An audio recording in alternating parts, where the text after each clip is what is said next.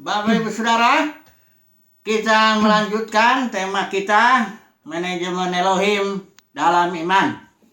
Artinya pengelolaan atau pengaturan kerumah tanggaan Tuhan yang mana adanya dalam iman. Jadi orang yang ingin mengerti manajemen Elohim, ya, dia harus percaya apa yang Tuhan katakan. Karena dalam manajemen ini jelas ini adanya dalam iman.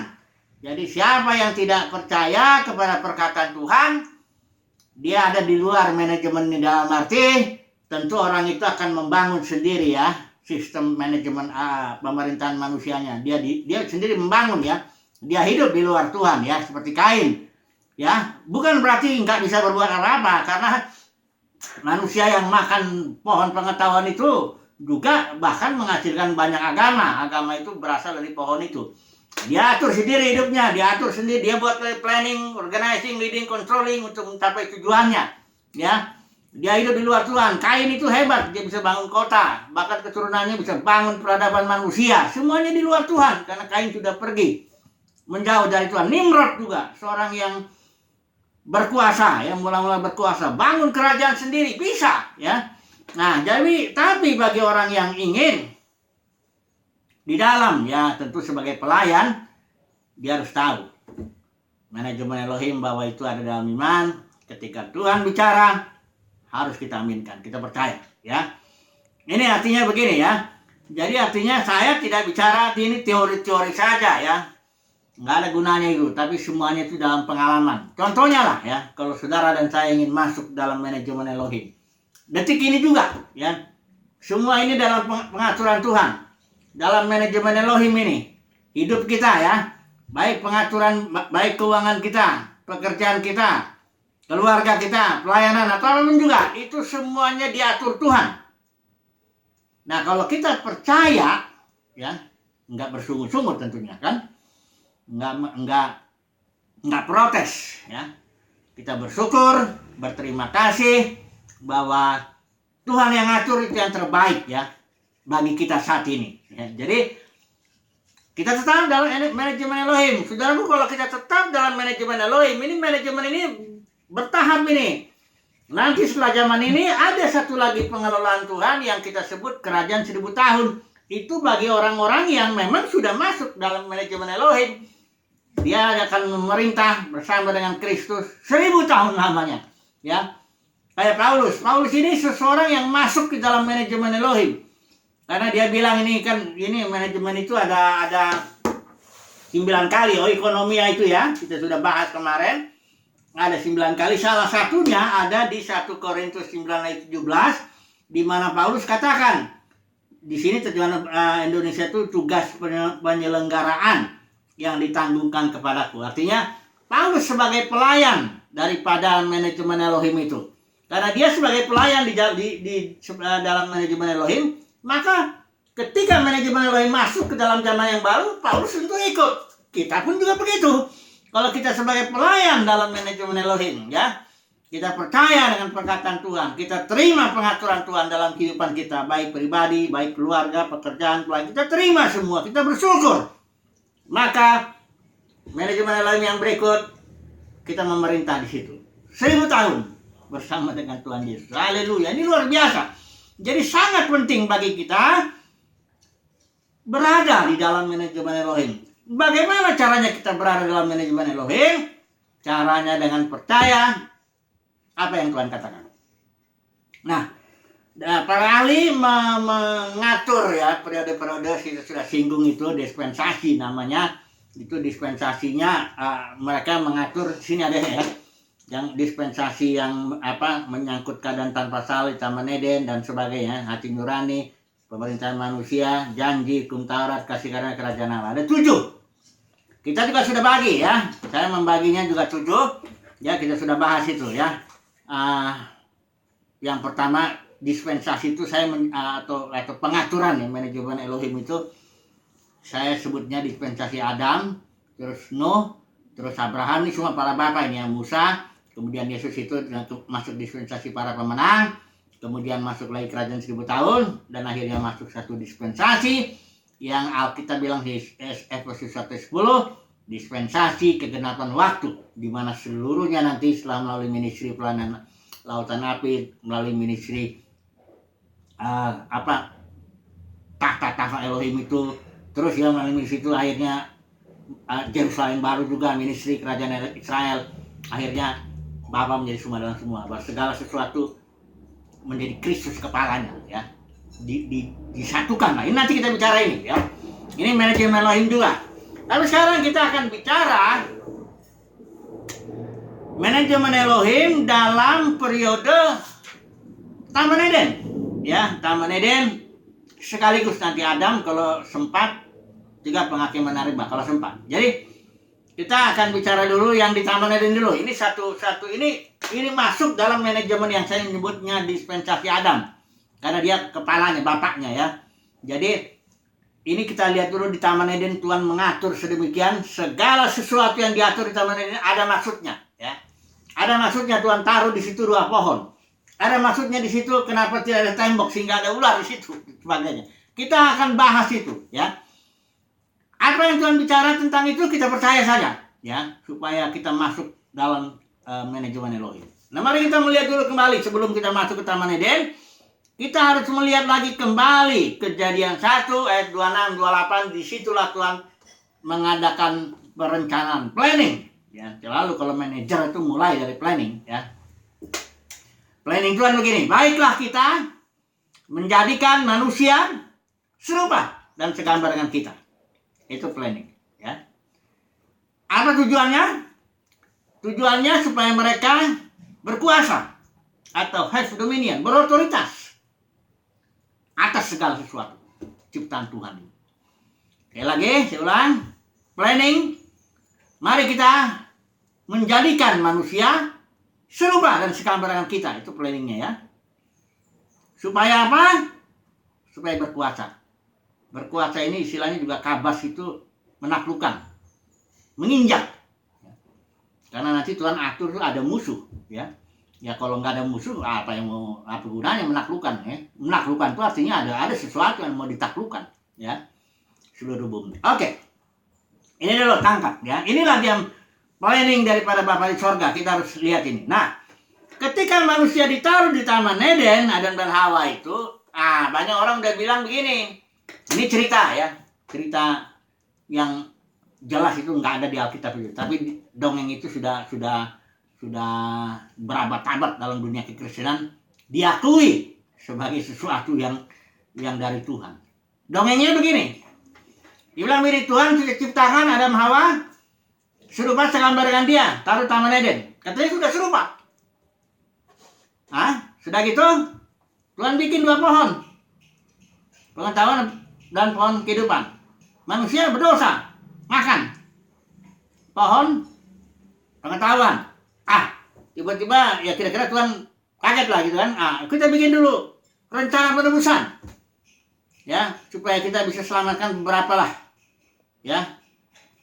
Udah gitu, syukurlah ternyata sudah Yesus itu ada beberapa orang percaya.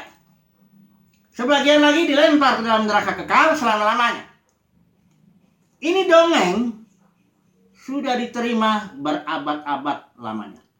Dongeng berikut, itu dibilang ular itu iblis, ya. Itu tadinya malaikat. Malaikat yang apa namanya? Lucifer itu dibilangnya bintang fajar, malaikat yang apa, ya? Ada cerita lagi katanya dia malaikat yang suka mimpin pujian di sorga. Ya. Kemudian nanti dia seret sepertiga malaikat-malaikat ikut dalam pemberontakan melawan Tuhan. Yang tadinya dia memimpin pujian katanya. Ini dongeng, ya. Katanya dia memimpin pujian, nyembah-nyembah Tuhan, tiba-tiba dia meninggikan diri. Nanti saya akan buka itu, Yesaya 14 dengan Yeskiel 28. Kita mau bongkar ini segala dongeng ini. Karena dongeng ini harus dilawan dengan firman Tuhan, ya. Dan barang siapa yang percaya, masuk dalam manajemen Elohim. Tapi kalau yang nggak percaya, terserahlah itu, ya. Tapi bagian kita, tugas saya juga sebagai pengajar, saya sampaikan dulu, ya. Jadi dongengnya ini begini. Udah dia nyanyi berontak, ya. Bahwa sepertiga, dia jadilah iblis. Itulah si Lucifer itulah jadi iblis, ya. Enak banget si Lucifer, si iblis ini dapat nama Lucifer, ya. Kemudian iblis inilah yang melawan rencana Tuhan katanya. dongeng ini ya. Di Taman Eden dia masuk. Nah, ada yang cerita juga gini, dia itu masuk lewat ular. Jadi si Lucifer ini, si malaikat ini masuk dia lewat ular. Ngomonglah si ular ini, karena ular kan nggak bisa ngomong. Kalau ini bisa ngomong, itu berarti iblis masuk katanya ke situ. Ini ada dongeng ya, nanti saya jelasin segala dongeng ini harus di ngomong lagi sama Hawa gini-gini, jatuhlah manusia itu. Ya. Dan detik ini sampai detik ini nih, ada orang yang berani ngitung. Manusia dari zaman Adam sampai zaman sekarang ini di total ada 160 miliar manusia di bumi ini yang pernah hidup. Ya dihitung ya, di zaman ini kan 7,5 atau gimana, dihitunglah kasarnya lah. Total ada 160 miliar manusia yang pernah hidup di muka bumi. Dan diperkirakan, ini perkiraan sangat kasar ya, 3 miliarnya ikut Tuhan. 157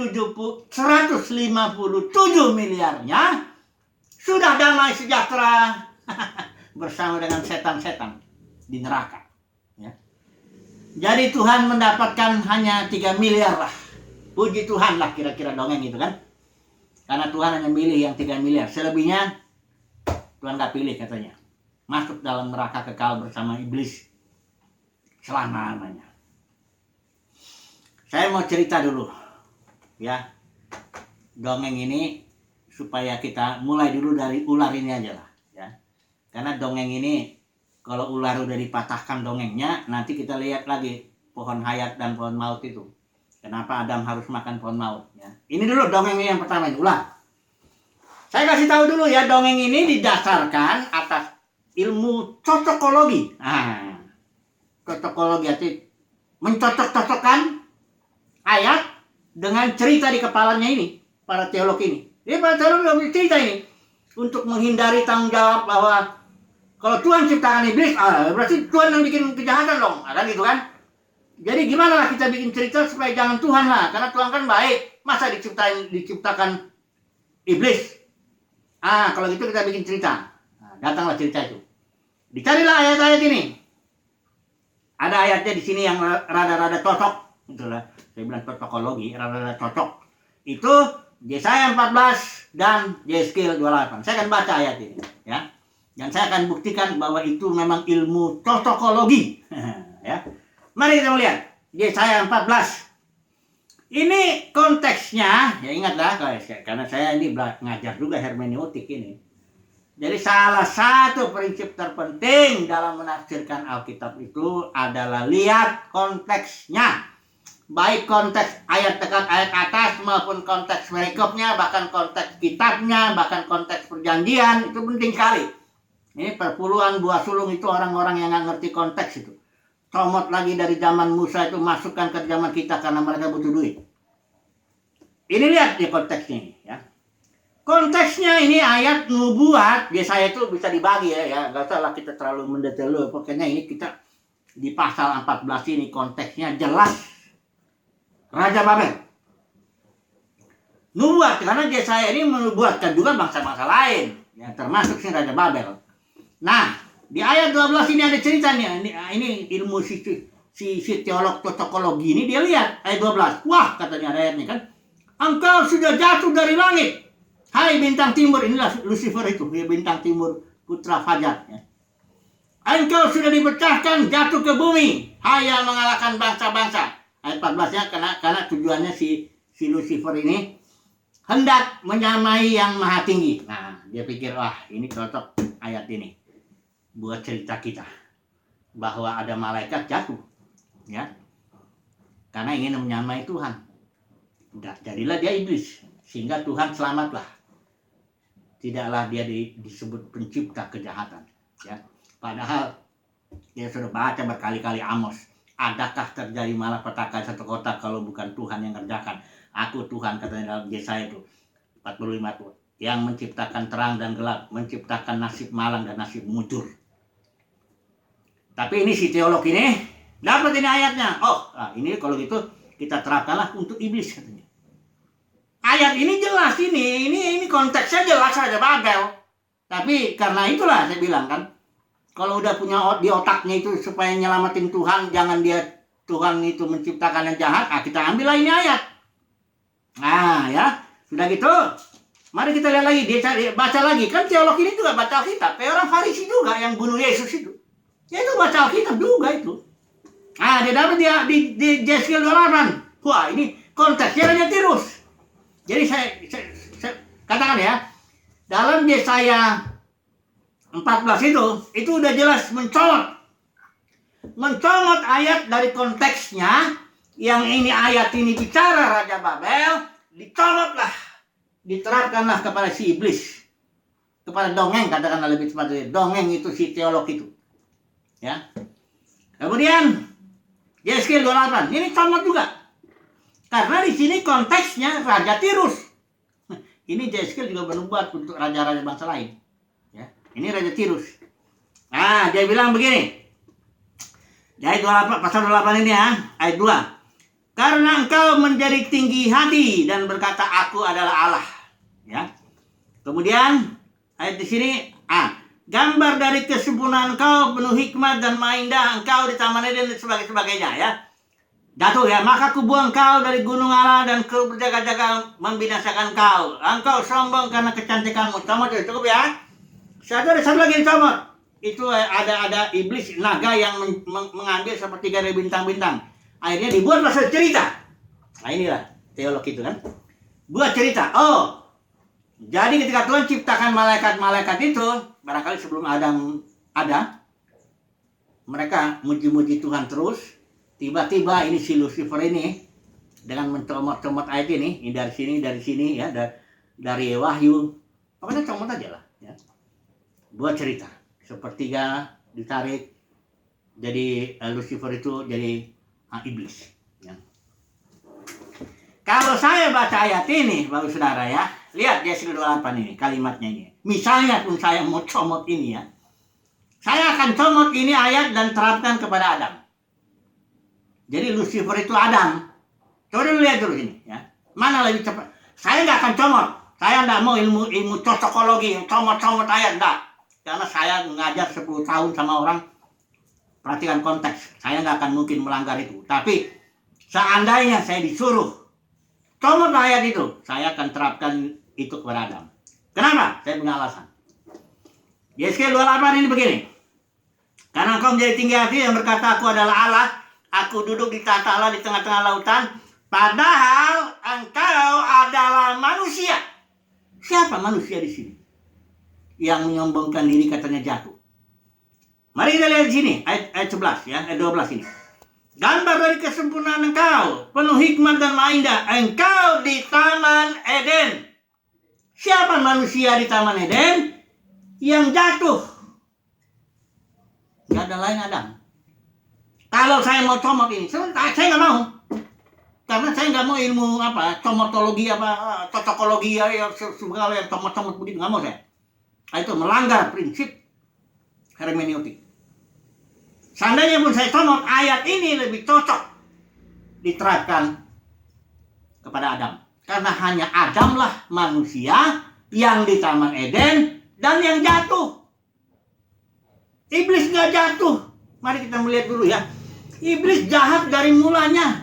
Coba dulu kita lihat Yohanes pasal 8. Nah ini dulu lah ya, dari mulai. Sekarang saya bicara dari mana setan itu. Ya. Dari mana ular itu? Mari kita melihat dulu Kejadian pasal 3. Adapun ular ialah yang paling cerdik dari segala binatang. Ular itu binatang ya. Di darat yang dijadikan oleh Tuhan Allah. Ular itu dijadikan oleh Tuhan Allah. Pegang dulu. Karena segala sesuatu berasal dari Tuhan. Pertanyaan kita, siapa ular ini? Di pasal 3, kok ular bisa ngomong? Kan gitu ya. Ngomong dia ini, ular ini sama Hawa. Ya. Nipu lagi dia. Ya. Udah jelas ini bukan ular jasmani. Ya. Coba dulu kita melihat di kitab Wahyu. Ini dibuka juga sedikit ini. Kita nggak mencomot ayat di luar konteks ya. Ini jelas ini Kejadian pasal 3 bicara tentang kejatuhan. Ya, Kejatuhan manusia ya, bukan kejatuhan setan. Nanti dipakai di sini ada cerita tentang ular. Mari kita lihat ular dulu ini. Wahyu pasal 12 ya. Siapa ular ini ya? Mari kita melihat ular ini, Wahyu pasal 12 ayatnya yang ke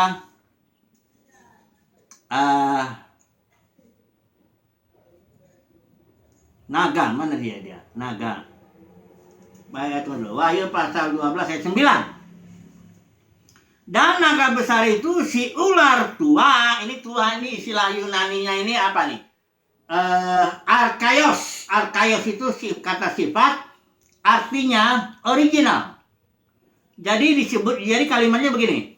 Dan naga besar itu si ular yang mula-mula itu loh. Ular yang di kitab Kejadian itu, yang mula-mula ya. Arkaios yang original. Itu di sini dibilang naga besar si ular tua yang disebut iblis itu yang menyesatkan seluruh dunia. Itu iblis itu ular yang di pasal 3. Ini ada lagi di Wahyu pasal 20 ayat 2 itu sama ya. Arkaios juga itu ular tua, ular terjemahan tua, ular original yang awal itu. Jadi Kejadian 3 ayat 1 itu ular ya adalah setan. Perhatikan saudaraku ya, A sama dengan B, B sama dengan C, berarti A sama dengan C. Sederhana sekali. Ular dijadikan oleh Tuhan. Ya. Terus siapa ular ini? Di kitab Wahyu pasal 12 dan pasal 20 ayat 2 itu, ular itu adalah iblis. Ya. Ini perhatikan nih. Atau ambil yang ayat 20 nih, ya. Ayat 2 nih. Yang menangkap naga si ular tua itu yaitu iblis. Jadi kalau kejadian 3 ayat 1 ini kita bandingkanlah dulu dengan Wahyu 12 ayat 9, Wahyu 20 ayat 2 ini sini tadi. Maka kesimpulan kita sederhana sekali. Berarti Tuhanlah yang menjadikan ular atau Tuhanlah yang menjadikan iblis. Jadi iblis itu makhluk ciptaan yang dijadikan oleh Tuhan. Sifat dasarnya binatang. Saya tahu kalau binatang musang makan ayam itu setelah dia makan biar mulutnya berdarah-darah, dia nggak ada rasa apa-apa. Karena dia binatang sifat dasarnya. Nggak ada hati nurani manusia. Jadi kalau iblis tuh nyiksa manusia tuh sampai sisa sekali dia nggak ada rasa apa-apa karena binatang sifat dasar. Jadi iblis itu kalau menurut cerita teolog enak sekali. Lucifer itu bintang fajar. Luar biasa itu. Masa kasih gelar buat binatang? Iblis itu binatang. Ya, sifat dasarnya itu. Kemudian mari kita melihat Yohanes pasal 8. Ya. Iblis itu bukan dia jatuh, bukan tadinya dia baik terus dia jahat. Bukan dia tadinya kudus terus dia brengsek. Enggak. Dia memang dari mulanya udah begitu. Namanya juga udah diciptakan Tuhan udah begitu. Binatang. Coba lihat kita lihat Yohanes pasal 8. Saudara ya, jangan mau percaya-percaya sekarang ya. Mau teologi yang model zaman ke zaman pun dari ribuan tahun, berabad-abad pun kalau dia nggak sesuai dengan Alkitab, tolak. Kita nggak takut sama apapun kecuali kita menghormati Alkitab ini. Ya, saya nggak takut sama apapun. Nggak peduli sama manusia. Ini Alkitab ini kita hormati. Saya percaya Alkitab ini tulisan yang diilhamkan Tuhan dan tidak bersalah. Infallibility. Ineransi Alkitab saya percaya sekali. Tulisan aslinya ya. Kalau terjemahan betul ada kesalahan-kesalahan human error. Mari kita lihat Yohanes pasal 8 ini. Siapa ini iblis ini ya? Apa dia itu tadinya baik terus jadi jahat? Ya, mari kita lihat Yohanes pasal 8 ya. Dikatakan di sini ayat 44. Iblislah yang menjadi bapakmu dan kami ingin melakukan keinginan bapakmu. Ia, maksud iblis adalah pembunuh manusia sejak semula. Coba kita lihat. Jadi artinya sejak semula udah begitu. Bukan tadinya dia baik, Lucifer terus jatuh. Nah, ini cerita konyol ini. Mari kita lihat dulu 1 Yohanes 2 ya. 1 Yohanes 2. Kita lihat dulu di sini ya. Ayat 1 Yohanes 3 ayat 8. Barang siapa yang tetap berbuat dosa berasal dari iblis. Sebab iblis berbuat dosa, perhatikan, dari mulanya. Dari awal dia udah berbuat dosa, dia bapak segala dosa, bapak segala dusta, udah dari awal. Memang dia diciptakan khusus untuk maksud bapak ini, ada maksudnya kan ya, planningnya ya, menjadikan manusia serupa segambar dengan dia, untuk menaklukkan iblis itu juga. Makanya diciptakan iblis itu dengan segala malaikat-malaikatnya itu yang jahat, binatang-binatang. Kan ada binatang-binatang juga yang jahat. Makanya iblis itu bilang ular, kalajengking, singa. Ya, binatang dia. Ya memang singa dari suku Yehuda ya satu sisi ya. Dibilang begitu juga, burung juga dibilang tuh Roh Kudus merpati satu sisi sifatnya. Sifat merpati itu timidity, malu-malu. Ya Roh Kudus gitu. Kalau dia ditolak, otoritasnya digeser, dia tuh turun, mundur ya. Oke. Jadi iblis diciptakan Tuhan, itulah ular dalam Kejadian 3:1 ya. Dan di Taman Eden ada 2 pohon ya. Pohon hayat, pohon maut. Kayaknya ini mesti disambung besok kali ya. Ini 2 pohon ini manusia ini memang kita sudah baca itu Roma 8 ayat 19 ayat 21 sampai 21 bahwa memang Tuhan merancang manajemennya itu sedemikian sehingga Tuhan ciptakan iblis dan merancang kejatuhan Adam itu. Roma 8 ayat 19-21 bahwa manusia ditaklukkan makhluk ke dalam sia-siaan bukan oleh kehendaknya sendiri tapi oleh kehendak dia. Tapi ini nantilah ya. Jadi kita masih Taman Eden ya. Kesimpulannya jadi apa nih? Karena belum selesai nih. Jadi ya pendeknya percaya aja lah. Tuhan bicara apa, ya kita percaya supaya kita tetap di dalam manajemennya Elohim. Supaya kita jangan keluar kayak Kain. Saudara jangan pikir ya, orang yang keluar dalam manajemen Elohim itu nggak bisa buat apa-apa. Kain itu bisa buat kota. Kain bisa bangun peradaban. Nimrod bisa bangun kerajaan. Semua di luar Tuhan. Nah, tapi kalau kita sebagai hamba Tuhan, kita mau jadi pelayan daripada manajemen Tuhan, kalau Tuhan bicara, kita percaya. Itu saja. Ya, karena manajemen Elohim adanya di dalam iman. Enggak di luar iman ya. Oke, itu aja dulu ya. Nanti kita sambung lagi besok. Haleluya. Amin.